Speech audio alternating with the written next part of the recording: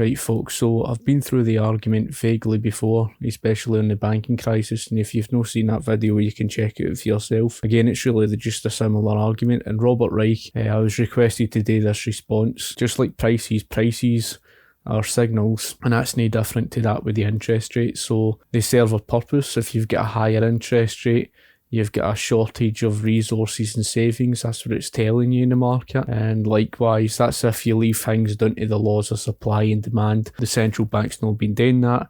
They've been controlling and manipulating interest rates. That's what actually caused the boom and bust cycle, especially artificially lowering the interest rates, encouraging investors, etc. to rush out and borrow during a period when there is a shortage of resources and savings. And eventually that would catch up on them. They would discover they've got a shortage of resources. Of course, the eventual bust would come around. I had an argument and it was somebody trying to argue with me, saying that wasn't the cause of the boom and bust. So, well, actually it was. And this guy's saying he's got 2 degrees in economics. I mean, this is just laughable to say the least. Of course, he could use the argument about the 19th century. It's a whole other argument. All you need to understand is that you're sending out wrong signals to the market through the artificially lowering of the interest rates. And this is another argument that the guy tried to say. He says that there's no such thing as an artificial interest rate or something like that. He obviously doesn't understand that of the difference between the market value and that of the manipulated interest rate and stuff like that. So Robert Reich has made this argument.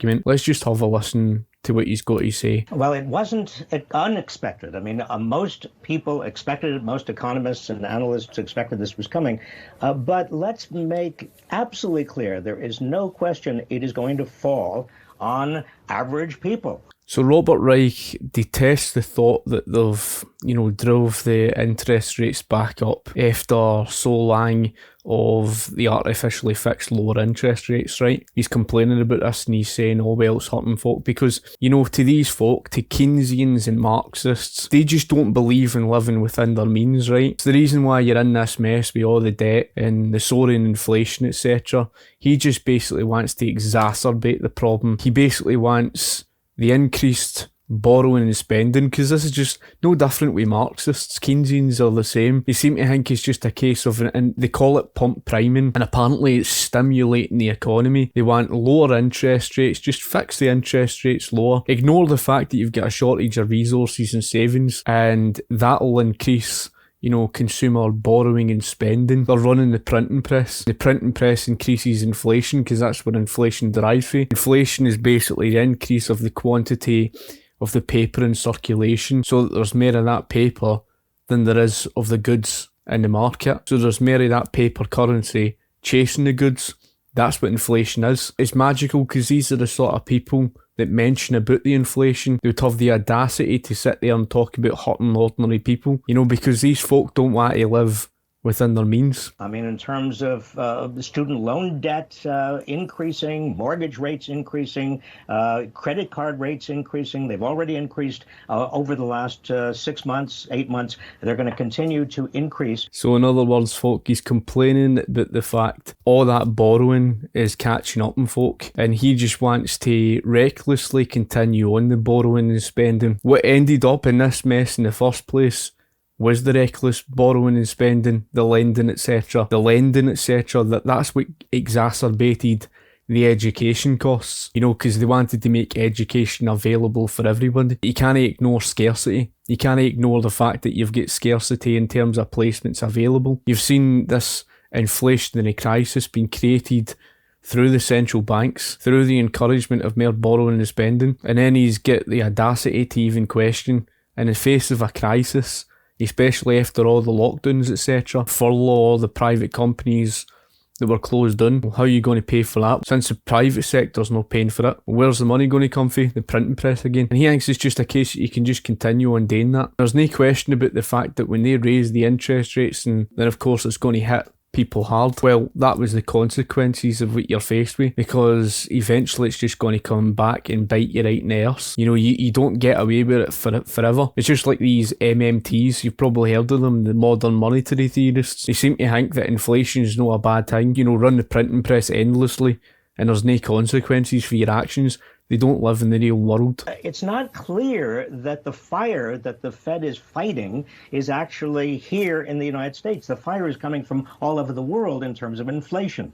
Supply chain problems are global. And there you have it, folk. He doesn't even understand what inflation is. This is embarrassing. He's talking about a supply chain problem. There's no denying the fact that there's a supply chain problem, which, by the way, is actually quite funny because it's all down to his wonderful socialist agenda called the Green, agenda. I think it's just a case that you can just force the market in specific given ways and what have you. He's going on about that of a supply chain issue. What's that got to do with inflation? These people don't have a clue about economics. Inflation is one thing and one thing only, a monetary phenomenon. It's caused through the increase of the quantity of the paper printed in circulation, because it's every $1 or £1 to the value of one product. So for every $1 and £1 that you print, there's one plus debt added to the currency. And the more and more that you print in circulation, the more of that currency there is to that of the quantity of goods available in the market. So when the quantity of your paper just keeps on increasing, there's more of that paper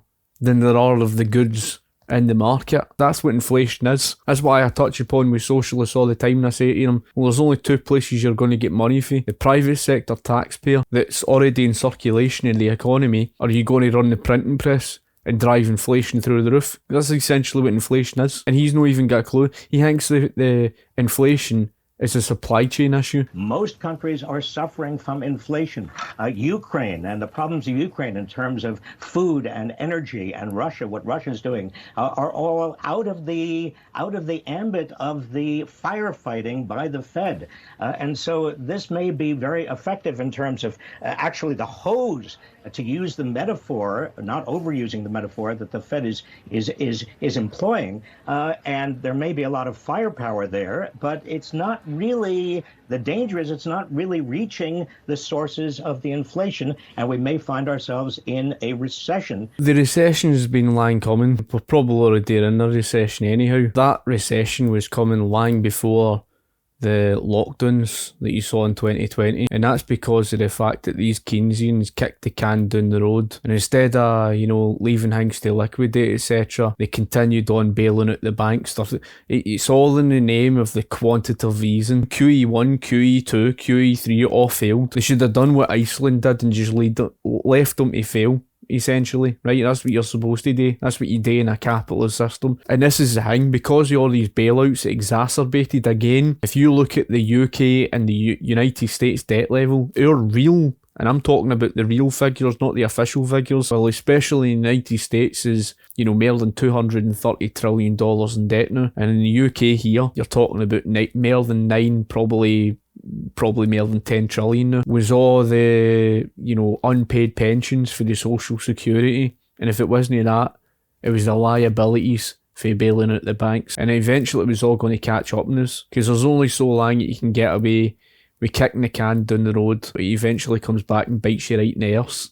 And that's essentially what you're seeing now. The lockdowns, because all the lockdowns did through 2020 was it accelerated the recession forward. It was inevitable that all this was going to come around. If you've barely got a private sector open to finance your economy, well, where's the money going to come from to furlough? Where do you think they're going to get the money from? Well, how do you think the inflation continue to soar? As a result of them running the printing press, right? It's important that you understand what inflation is, where it comes from, so you can tackle it at the root cause of the problem. So how do you tackle it? You stop running the printing press and you increase productivity so that the quantity of goods in the economy can catch up with that of, you drive the economy through deflation. What's deflation? Deflation is basically the opposite of this inflation. You know what I mean? It's reducing the quantity, and he would end up exacerbating the problem because he wants to, continue on with the borrowing and spending. Talking about how there's another reason, there's another thing that's driving inflation, and that's basically greedy corporations. You get this economic illiteracy. Initially, they're going on about something to do with the supply chain issues. That's no inflation, right? So, and obviously, none of them have got a clue what inflation is. And there she is, she's sitting there going on about another thing that, drives inflation is she starts going on about something to do with greedy corporations, like it's greed. First of all, it's got nothing at all to do with greed. The issue today with what you see as a supply chain issue, right? That's going to happen during wars and stuff like that, because your productivity comes to a halt and what have you. I think there was sanctions and everything imposed, and there was all sorts of problems and what have you. It's running the printing press. And the funny thing is these are the sort of people that want an unaffordable universal healthcare system. Your higher interest rates are important at this current time especially. However, what's wrong is that they're controlling the interest rates. You should leave that down to the market. The market would set the interest rate itself through the laws of supply and demand. I don't know whether the current interest rate being driven up matches more closer to the market value. I think it would do. I'm not entirely sure. Where's the money going to come from to pay for all their spending? Exactly. Running the printing press, folk. They would increase the inflation. They would end up plunging this country into hyperinflation. The same with the United States of America. I mean, they're completely out of their mind. I hope that's cleared everything for you and it's been clear enough that you understand. So anyway, folk, I hope you've enjoyed the video. Again, thank you for the recommendations and what have you. Be sure to like the video, share the video, and of course I'll be sure to get back to you. Thank you for watching. I shall talk to you later. Cheers.